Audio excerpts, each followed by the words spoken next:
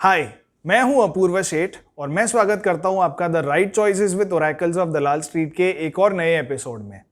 पिछले एपिसोड में हम राजेश श्रीवास्तव जी के साथ बात कर रहे थे और इनके साथ हमने इनकी मार्केट्स की जर्नी देखी और फिर हमने ऑप्शंस डेटा को कैसे एनालाइज करना है, स्टॉक ऑप्शंस डेटा को कैसे एनालाइज करके अच्छे स्टॉक्स आइडेंटिफाई करने हैं, इस पे बात की। तो आज के इस एपिसोड में हम और भी ज़्यादा डिटेल में देखेंगे और कैसे स्टॉक ऑप्शंस डेटा को स्टडी करते हैं ये पता करेंगे। तो चलिए आज का ये एपिसोड शुरू करते हैं।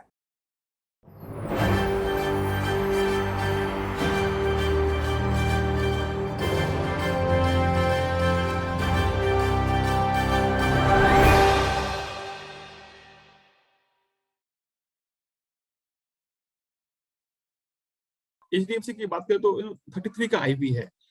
सो आईवी मतलब इम्प्लाइड वॉलेटिलिटी। तो इम्प्लाइड वॉलेटिलिटी बेसिकली ये होता है कि जो बाजार की एक्सपेक्टेशन है आगे क्या वॉलेटिलिटी रहेगी वो होता है। तो ये 33 ज्यादा है या 35 ज्यादा है या 20 ज्यादा है, ये ऐसे पता करना बहुत मुश्किल है। ठीक है, तो इसको हम परसेंटाइल में देखते हैं। तो जैसे समझ करो ये 33 है, पिछले 250 दिनों में इसके ऊपर आईवी कितने बार रहा है और इसके नीचे आईवी कितने बार रहा है। ठीक है, तो आप जब परसेंटाइल में डालोगे तो वो आपको मिल जाता है।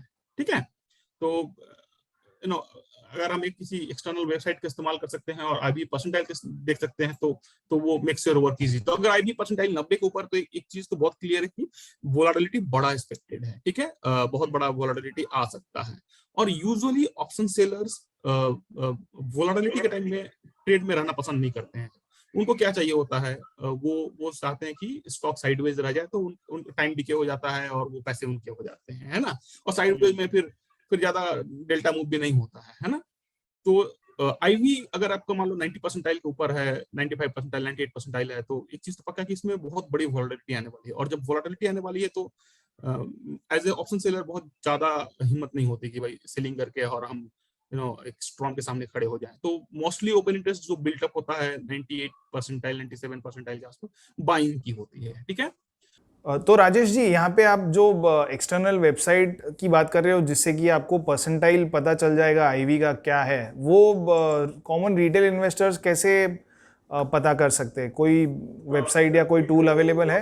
एक तो वो सिंपल गूगल कर सकते हैं। आप मुझसे पूछो तो मैं सिंपली व्हाट्सएप के वेबसाइट का इस्तेमाल करता हूँ। और तो जिससे अभी आईवी परसेंटाइल 84 का है। मेरे लिए कंसर्न होगा अगर ये 90 के ऊपर हो। आप 13 तारीख की बात करो तो ये 88 था। ठीक है, I will not be much concern. So मैं थोड़ा ठीक है कंफर्टेबल रहूंगा को ऑप्शन बेचा भी। तो मुझे पता है कि दो चीजें होंगी, एक तो रिजल्ट आने वाला है और दूसरा राइट आफ्टर द रिजल्ट थोड़ा आईवी ड्रॉप करेगा, आईवी कम हो जाएगी। कम हो जाएगी। और दूसरा वोलेटिलिटी भी उतना नहीं बता रहा है कि out of the box volatility बहुत ज्यादा स्विंग होने वाला इधर वे है। ठीक है, तो अगर 90 के नीचे है तो जो भी ओपन इंटरेस्ट बिल्डअप है हम उसको सोच के चलेंगे कि ये सेलिंग का ही है। ठीक है, दूसरी बात क्या है, हम चाहो तो उस स्ट्राइक को डिकोड कर सकते हैं। जैसे ये एचडीएफसी में 18,000 लॉट का काम हुआ है, 18,000 लॉट का काम हुआ है, तो हम जाके देख सकते हैं कि ये 18,000 lot at the money, in the money, out of the money है। मान लो 18,000 में से 13,000 lot out of the money है, उसका डेल्टा कितना है? अगर उसका डेल्टा से 0.20, मतलब क्या है कि इसकी probabilities of being in the money is just 20%। Okay, तो अगर आप उसको सेल करते हो तो you have 80% chance to win that, right? है ना। तो ये जो हमको होता है ना, ये प्रोब भी करना है कि अच्छा चलो हमारे को 18,000 लॉट आ गए हैं, 18,000 लॉट का काम हुआ है, रेशियो इज टू 5:1 और 4:1, IB is low, so mostly it is selling। पर आप उसको और अधिक प्रोब करना है तो आप जाके देख लो ये सेलिंग कहाँ पे हो रहा है। ऑप्शन चेन में वो दिख जाता है। अगर सेलिंग फार ओटीएम हो रहा है तो वो तो someone is selling it not because he has the bearish view or bullish view. He's selling just because he wanted to enjoy the theta decay and other things. Okay, so if possible determine the purpose of option selling, writing, buying, like position created with bullish view और bearish view. देखो अगर किसी बड़े fund house का या किसी बड़े trader का बेरिश व्यू है, वो कॉल बेच सकता है, पर वो उस कंडीशन में एट द मनी या पॉसिबली इन द मनी का कॉल बेचेगा। Far out of the money का 1 रुपए 2 रुपए का कॉल नहीं बेचेगा ना, क्योंकि उसके पास एक क्लियर व्यू है, क्लियर रिसर्च कर रहा है उन्होंने, है ना। तो वो भी देखना कि ये कहाँ पर हो रहा है एक्टिविटी। ठीक है, छुट्टियों के पहले अगर 10,000 20,000 लॉट का काम हो रहा है तो possibly there is a theta decay के लिए हो रहा है, तो वो भी एक चीज देख लेना है। ठीक है, अन ए नॉर्मल सिनारियो आपको ऐसे बहुत सारे स्टॉक मिलेंगे जहां पे आप पाओगे कि एट द मनी पे 2000 लॉट का काम हुआ, 3000 लॉट का काम हुआ और 4:1 के रेशियो पे काम हुआ है। ठीक है, आज के एग्जांपल में HDFC है, तो वो एक है। ठीक है, तो एक बार आपने डिकोड कर लिया कि यूजिंग योर IB और डेल्टा और किस स्ट्राइक पे राइट हुआ, डिकोड का मायने क्या होते हैं। Once you have decoded the option in open interest, okay, अगर कॉल में बिल्टअप है तो अगर लॉन्ग करा है मार्केट, ज्यादातर पार्टिसिपेंट्स ने लॉन्ग किया है, तो कॉल बिल्टअप के मायने होते हैं बुलिश व्यू। अगर पुट में बिल्टअप है तो बेरिश व्यू। और मान लो जैसे अभी हम लोगों ने HDFC केस में देखा कि IBP was way less than 90 percentile, तो हमने उसको डिकोड किया कि चलो ये ऑप्शन सेलिंग हो रहा है, तो कॉल की सेलिंग को हम बेरिश व्यू बोलेंगे, पुट की सेलिंग को हम बुलिश व्यू बोलेंगे। ठीक है, सो जो HDFC बैंक में हमने देखा कि कॉल्स में ज़्यादा ट्रेड हो रहे थे और IV क्योंकि 90 के नीचे थी, तो वी आर अज्यूमिंग के कॉल राइटिंग हो रही थी, करेक्ट? राइट, या सो दैट मीन्स के बेरिश व्यू हो रहा है। बेरिश भी हो रहा है और कॉल राइटिंग भी कैसे है, तो अगर आप रेशियो देखो तो मोटे मोटे तौर पे 5 कॉल के सामने एक पुट की राइटिंग हो रही थी, है ना। तो ये बहुत ही आउटलायर रेशियो है। यूजुअली आप अगर डेली देखो तो इतने आउटलायर नहीं मिलेंगे, आपको हार्डली 1 या 2 स्टॉक मिलेंगे। ठीक है, तो ये it was quite bearish setup on the Friday evening itself. ठीक है, इन्फोसिस वेडनेसडे, पिछले वेडनेसडे को ही बेरिश सेटअप हो गया था और जब वीकेंड पे रिजल्ट आया तो it was not taken very well, तो स्टॉक भी नीचे आज की तारीख में अभी फिलहाल ट्रेड कर रहा है अच्छी तरीके से। अगर मैं आज की बात कर रहे हूँ तो ये देखो, ये कोई रिकमेंडेशन नहीं है, पर अगर आप आज जाकर देखोगे, आज जब बाजार बंद हो रहा है तो NTPC में, तो समझने के लिए मैं बता रहा हूँ NTPC, सो कॉल में पुट में कितने परसेंट राइटिंग हो रही है, 37%। कॉल में देखो राइटिंग ही नहीं हो रही है। ठीक है, और अभी हम लोग ये क्यों कह रहे हैं राइटिंग हो रही है, 37% का बिल्टअप है। अगर हम जाके यहाँ पे देखें कि उसका IB परसेंटाइल कितना है, तो हमें मालूम चलेगा कि 43 का है। ठीक है, तो अब परसेंटाइल काफी नीचे है, लोग कंफर्टेबल हैं ऑप्शन बेचने के लिए। पुट में 37% की सेलिंग हो चुकी है। आपको पता इस समय हम लोग जब बात कर रहे हैं तो आई थिंक NTPC 4-5% ऊपर तो होना चाहिए। पूर्वा जी, ये 5% ऊपर है और हम लोग जिस समय बात कर रहे हैं बाजार 350 पॉइंट नीचे है। ठीक है, तो it's a wonderful data which the method to use open interest of the options which can give you a good trade. ठीक है, तो जैसे हम लोगों ने डेटा बनाया, आज शाम को फिर बना सकते हैं, कल के लिए तैयार कर सकते हैं अपने आप को। ठीक है, सो 3 चीज है, डिटेक्ट करना है, क्या डिटेक्ट करना है, कहां पर बड़े एक्टिविटीज हो रहे हैं। आप परसेंटेज पे ज्यादा फोकस ना करो, ज्यादा फोकस करो लॉट पे। ठीक है, दूसरा क्या है, रेशियो पे आप फोकस कर सकते हो। अगर आप चाहो तो आप रेशियो पे फोकस कर लो, तो वो भी एक अच्छा क्लियर व्यू दे देता है, राइट, कि एक के सामने कितने लॉट के काम हो रहे हैं। ठीक है, तो व्यू, सो आपने डेटा डिटेक्ट किया, आपने डेटा डिकोड किया। अब डिकोड के मायने क्या है, अगर आपने डिकोड किया कि लॉन्ग हो रहे हैं ऑप्शंस में, तो लॉन्ग कहां हो रहे हैं, कॉल में या पुट में, तो कॉल में हो रहे हैं तो बुलिश है, पुट में हो रहा है तो बेरिश है। सिमिलरली शॉर्ट हो रहे हैं, राइटिंग हो रही है, सेलिंग हो रही है, तो कॉल में है तो बेरिश है, पुट में है तो बुलिश है। इसके लिए आप IB परसेंटाइल का या डेल्टा का इस्तेमाल कर सकते हो। ठीक है, हमारा इंटरेस्ट एरिया क्या है, हम सिर्फ एट द मनी और अराउंड एट द मनी पे ध्यान देंगे। OTM फॉर OTM में हमारा इंटरेस्ट नहीं है। मान लो आज शाम को हम डेटा बना रहे हैं और हमारे को स्टॉक मिला जहां पर 5000 लॉट का काम कॉल में हुआ है और पुट में कुछ भी नहीं हुआ है, या 100-200 लॉट का काम हुआ है। ठीक है, तो हम देखेंगे कि 5000 lot majority of the work कहाँ पे हुआ है, like at the money, OTM, for OTM। अगर फॉर OTM हुआ तो ये हमारे लिए कुछ काम का डेटा नहीं है, क्योंकि कोई थीटा डिके करने के लिए इसको राइटिंग कर रहा है ना, थीटा डिके कमाने के लिए। ठीक है, अगर कोई इन द मनी कर रहा है तो उसका मतलब है कि कोई somebody has a really bearish view and selling options. ठीक है, तो दूसरा बात है, हमें एक क्लियर डायरेक्शन होना है। What I mean by clear direction, अगर आप देखो ये M&M, देखो यहाँ पर 640 स्लॉट है कॉल में और पुट में 450। तो हम ऐसा नहीं बोल सकते कि बहुत सारे कॉल बेच रहे हैं, पुट बेच रहे हैं, या बेयर्स बहुत सारे कॉल बेच रहे हैं, दोनों आपस में जूझ रहे हैं, ठीक है। ये हमको क्लियर डायरेक्शन नहीं दे रहा है, ठीक है।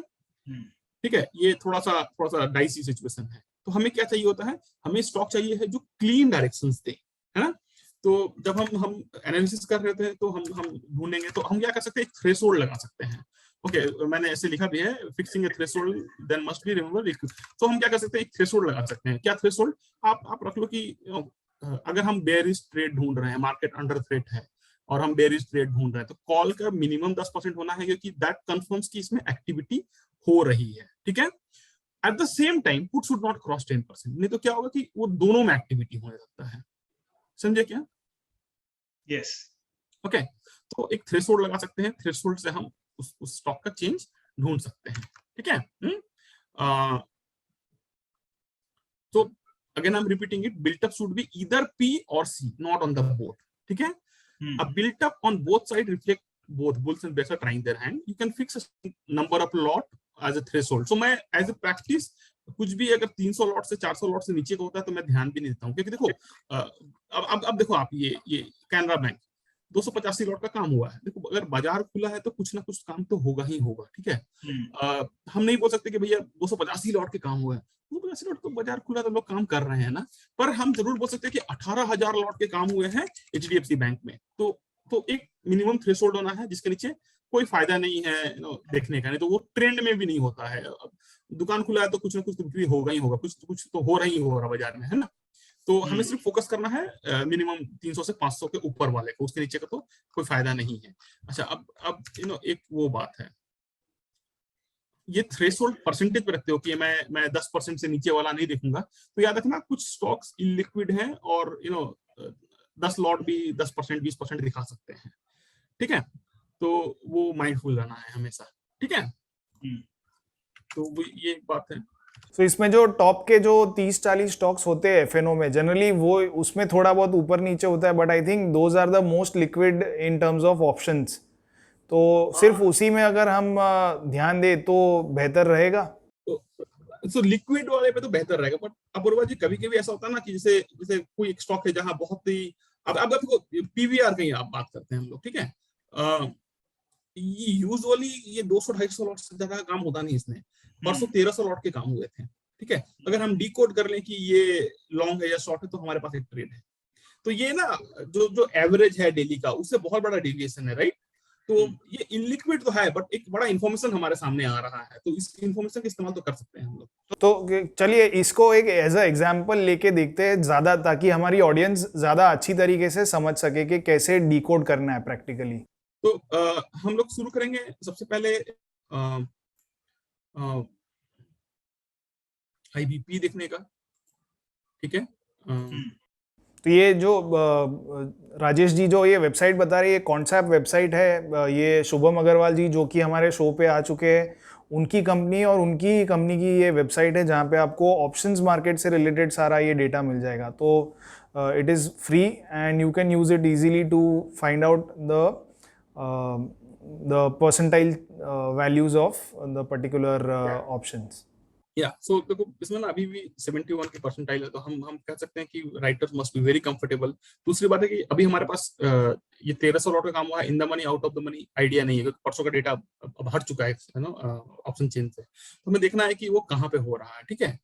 तो अगर वो मान लो इन द मनी हो रहा है या एट द मनी हो रहा है, तो कोई बेयरिश ट्रेड खड़ा कर रहा है, ठीक है। तो जो आप मतलब ये जो ऑप्शन चेन होती है वहां जाके at the end of the day आपको वो देखना है कि जो ऑप्शन चेन में किस पर्टिकुलर स्ट्राइक प्राइस पे ज्यादा चेंज दिखा रहा है। तो if it is near at the money, तो मतलब कि आप कह सकते हो कि यहाँ पे वाकई में कुछ एक्टिविटी हो रही है, ठीक है। ऐसे मैंने परसों चेक किया था, ये अराउंड एट द मनी हो रहा था एक्टिविटी, ठीक है। तो अगर आप चाहो तो अभी आप देख सकते हो कि PVR, I think let's see what PVR is doing. NSC site पे देख लेते हैं पीवीआर क्या कर रहा है। पीवीआर 5% नीचे है अभी, ठीक है। तो अगर आप परसों शाम को अपने आप को प्रिपेयर किए होते तो सुबह आई थिंक ये काफी अच्छा ओपन मिला था, 1900 का ओपन मिला था, है ना। तो आप एक प्रॉफिटेबल ट्रेड में आ सकते थे। यहाँ पे मजे की बात यह है कि ओपन और हाई दोनों 1900 का है, So, बहुत सारे intraday traders open equal to high अगर वैसा कुछ मिल रहा है तो वो भी स्टॉक को शॉर्ट करना प्रेफर करते हैं। परफेक्ट। तो ये ओपन इक्वल टू हाई था, तो देखो game the plot was set on Wednesday evening, और ये कब है जब इन 4 दिन की छुट्टियों में 2-3 अच्छे मूवीज चल रहे हैं थिएटर्स पे, जी बिल्कुल, है ना। तो the plot was set, but in spite of such nice good movies, you know KGF 2 और आई थिंक RRR भी चल रहा, मुझे पता नहीं, बट ये तब है जब 4 दिन की छुट्टियों के बाद पीवीआर को 4% या 5% नीचे मिल रहा है।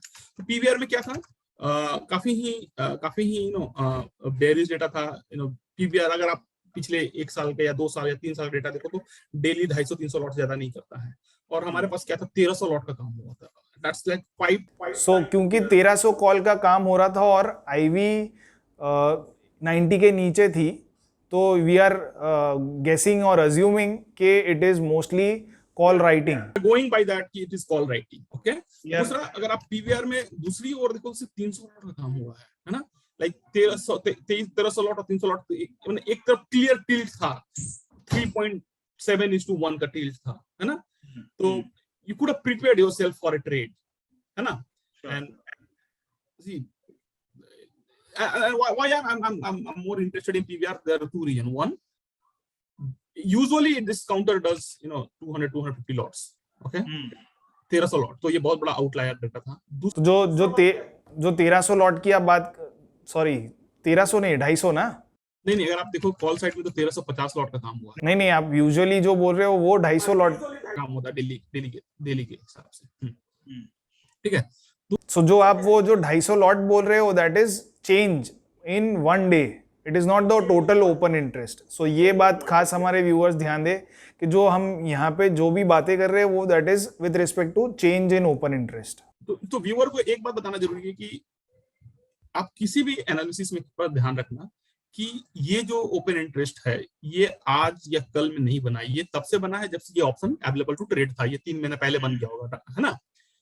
हमें नहीं पता कि 2 महीने पहले क्या सेंटीमेंट थे, क्या मार्केट सिनेरियो थे, पॉसिबली बहुत बुलिश होगा मार्केट, लोग कॉल बाई कर रहे होंगे, या फिर बहुत बेरिश होगा, पता नहीं है। तो हमें क्या पता है कि आज क्या हो रहा है, आज का सेंटीमेंट क्या है, ठीक है। तो हम चेंज में ही फोकस करेंगे, the focus should be on the change, not on the outstanding contracts. Correct. I think अब काफी चीजें क्लियर हो गई है, 2-3 हमने एग्जांपल्स ले लिए, तो हमारे व्यूअर्स भी काफी इजीली समझ पाएंगे कि कैसे हमें ये ओपन इंटरेस्ट का डेटा को एनालाइज करना है। जी ओके, तो ये है, इसमें थोड़े से इफ्स एंड बट्स है कि आपका focus should be in and around ATM. देखो अगर यही 1300 लॉट फार आउटसाइड एटीएम होता तो मैं क्या बोलता कि 4 दिनों की छुट्टी है, लोग ओटीएम बेच के गए हैं, वो थेटा टिके कमा के चले जाएंगे, है ना। पर अगर इन एंड अराउंड है तो कोई बेरिश ट्रेड खड़ा कर रहा था, है ना। और ये डेटा इसलिए भी ज्यादा मुझे ज्यादा प्रसन्नता हो रही बताने में कि 4 दिनों की छुट्टी में इतना अच्छा काम किया मूवी वालों ने, थिएटर वालों ने, 2-3 सक्सेसफुल मूवीज चल रही हैं, और तब भी हम उसका फायदा नहीं उठा पाए, स्टॉक उसका वो रिफ्लेक्ट नहीं कर रहा है, क्योंकि वो प्लॉट पहले सेट हो चुका था, है ना। तो एक बार हम लौटेंगे अपने प्रेजेंटेशन पे, और so once we determine the stock which market has built up position, हमारा फोकस मार्केट कहां पोजीशन बिल्ड कर रहा है, possible direction, and to position ourself with the market trend. So अगर आपने अपने आप को पीवीआर वाले एग्जांपल में फ्राइडे इवनिंग को प्रिपेयर कर लिया होता तो मॉर्निंग में आप 900-1900 के रेट पे आप पोजीशन कर लेते अपने आप को। दूसरी बात है, आपने स्टॉक सिलेक्ट कर लिया, देखो आप उसके बाद टेक्निकल एनालिसिस लगा सकते हो, क्या परफेक्ट एंट्री है, क्या स्टॉप लॉस होना। See the problem with technical analysis कि हमको पता नहीं होता कि हम कौन सा स्टॉक को चार्ट पे डालें। हम सोचते हैं आज ये डालेंगे वो डालेंगे, बट आप जीरो डाउन कर चुके हैं स्टॉक पे, आप उसको चार्ट पे लगाओ तो आपको ज्यादा बेटर क्लियर आइडिया मिलेगा। आपको पता है कि कौन सा स्टॉक मार्केट फोकस में है, पता है कि लाइकली डायरेक्शन क्या है, अब आप अपना स्टॉप लॉस एंट्री ढूंढ लो उसमें से, है ना। And this can easily be developed on the real time basis, like हम लोग जैसे real time basis पे करते हैं, but EOD also work great, like अभी हम लोग रियल टाइम में एनटीपीसी ट्रेड कर रहे हैं, पर आप देखो तो हम लोगों ने अभी आपको जस्ट दिखाया कि एनटीपीसी वाले एग्जांपल, बट अगर हम ईओडी बेसिस से बात करें तो PVR, HDFC, Infosys are the great examples, right. दूसरी बात है, back to back days built ups on a particular stock is an early sign of an upcoming trend. अगर आप अगर आपने आज सीखा है तो अब जाके पिछले 5-6 दिन 7 दिन पहले का डेटा निकाल के देखो, तो आपको दिखेगा इन्फोसिस में पिछले 10 दिनों से कॉल में सेलिंग चल रही थी। आज इन्फोसिस अबाउट 8% नीचे है। So back to back buildup is a possible sign of an incoming trend, ठीक है। और एक इंपॉर्टेंट बात है, अगर आपका ट्रेड हाईएस्ट कॉल बिल्टअप के पास है तो हम बहुत ज्यादा इंकरेजिंग नहीं है वो लॉन्ग बिल्ड करने के लिए, या बहुत ज्यादा पुट के पास है, हाईएस्ट पुट के पास है तो बहुत ज्यादा इंकरेजिंग नहीं है शॉर्ट करने के लिए। मैं एक एग्जांपल दिखा देता हूँ।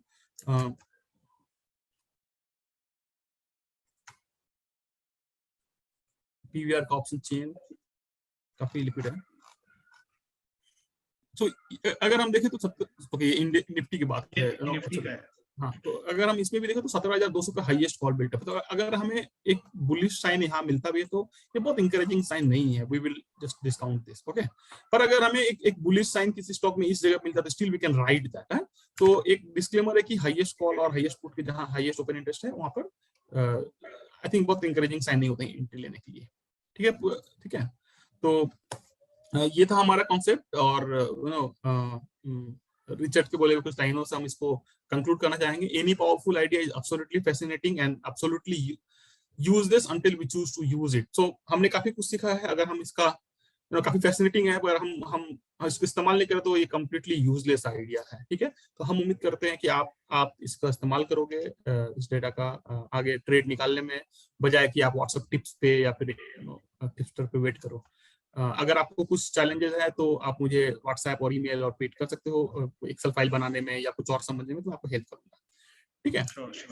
या सो राजेश जी, ये काफी इंटरेस्टिंग डेटा स्टडी है, थोड़ी टाइम कंज्यूमिंग जरूर है, लेकिन आई एम श्योर कि ये अगर हमारे रिटेल व्यूअर्स लगातार करते हैं तो उसमें से बहुत कुछ इंसाइट्स मिल सकते हैं। लेकिन मुझे पता है कि आप एल्गोज और वेबसाइट भी डिजाइन करते हो, तो क्या आपने इसका कोई सिंपल तरीका ढूंढा है या बनाया है जो कि हमारे व्यूअर्स भी एक्सेस कर सके और उससे ये डेटा जो एनालाइज करने का तरीका है उनके लिए और सिंपल हो जाए? अपूर्वा जी, मैं आपको एक वेबसाइट दे दूंगा जो and of the day data store रहेगा। आपके व्यूअर्स, आपके यूजर्स वहां जाके वो इजीली डाउनलोड कर सकते हैं ये डेटा। तो आप उसको अपने यूट्यूब के डिस्क्रिप्शन में डाल सकते हो। चलेगा, तो हम वो लिंक नीचे यूट्यूब के डिस्क्रिप्शन बॉक्स में नीचे डाल देंगे, तो आप हमारे व्यूअर्स वो लिंक पे क्लिक करेंगे तो उनको एक वेबसाइट मिल जाएगी जहाँ पे ये डेटा डेली बेसिस पे ये एनालाइज होता रहेगा, यह मिल जाएगा। जी वहां पे end of the day automatically update हो जाता है data.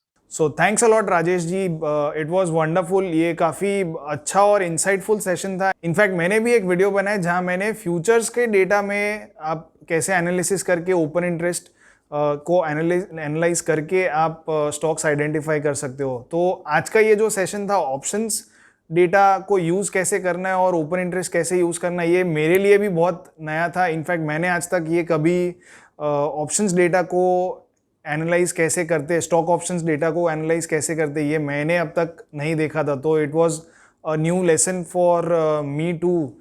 So thanks a lot for sharing your insights and knowledge with me and our viewers as well. Thank you Apoorva ji. तो ये एक और तरीका है ओपन इंटरेस्ट को एक दूसरे तरीके से देखने का। हम काफी कुछ डिफरेंट एप्लीकेशंस अप्लाई कर सकते हैं ओपन इंटरेस्ट का। तो थैंक यू। फिर किसी और सेशन में कुछ एक और तरीका सीखेंगे ओपन इंटरेस्ट को यूज करने का। Sure absolutely. तो इससे पहले कि हम आपको जाने दें, हमारे यहाँ एक प्रथा होती है कि हम कुछ रैपिड फायर क्वेश्चंस पूछते हैं। तो वो आपसे भी पूछेंगे, काफ़ी सिंपल और बेसिक वाले हैं, just to end on a different note from markets. तो जनरली हम मार्केट्स में ही पूरा दिन डूबे रहते हैं, तो कुछ बेसिक से रैपिड फायर क्वेश्चंस पूछता हूँ। तो आपकी सबसे फेवरेट बुक कौन सी है? It was out of the syllabus.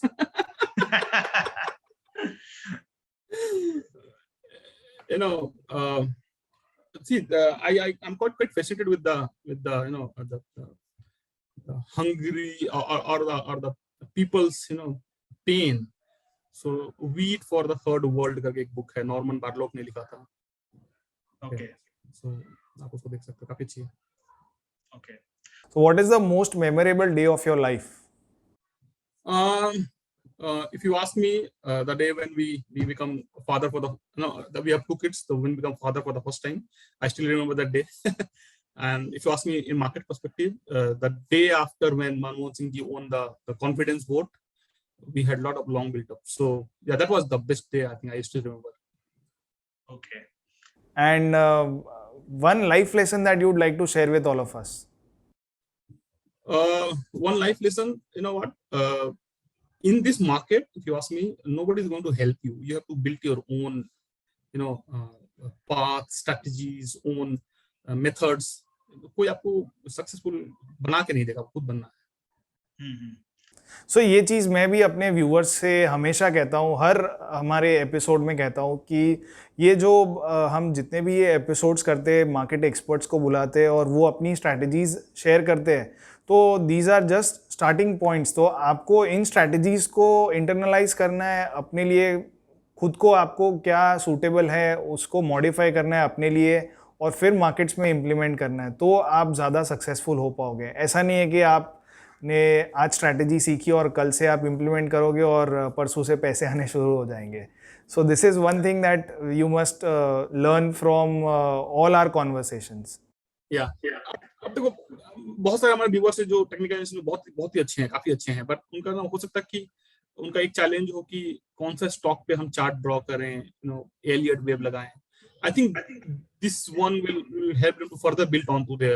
Exactly. ये जो ओपन इंटरेस्ट का जो डेटा है वो मैं समझता हूँ कि it is the 6th most important element after open high low close and volume. तो ओपन हाई लो क्लोज और वॉल्यूम तो सब लोग देखते हैं, लेकिन ओपन इंटरेस्ट को मिस कर जाते हैं, and that's where the real game happens. तो अगर अपने मार्केट का कॉम्पोजिशन देखेंगे तो ज़्यादातर वॉल्यूम जो FNO स्टॉक्स है उसी में होता है, और जो बड़े खिलाड़ी है वो अपनी पोजीशंस पहले से ऑप्शंस या फिर फ्यूचर्स में बना लेते हैं. तो if you ride on them these big players then you can definitely make good money. तो ये आपको एज दे सकता है. मैं कहता हूँ कि पोजीशंस पहले बनते हैं, भाव बाद में आते हैं. सो चलिए, so we'll end on a good note. Thanks a lot for giving us your time. आपने हमें समय दिया, हमारे साथ आपके जो इनसाइट्स है वो शेयर किए, उसके लिए काफ़ी धन्यवाद कहना चाहूँगा. Thank you Apoorva ji, very nice talking to you. Thank you.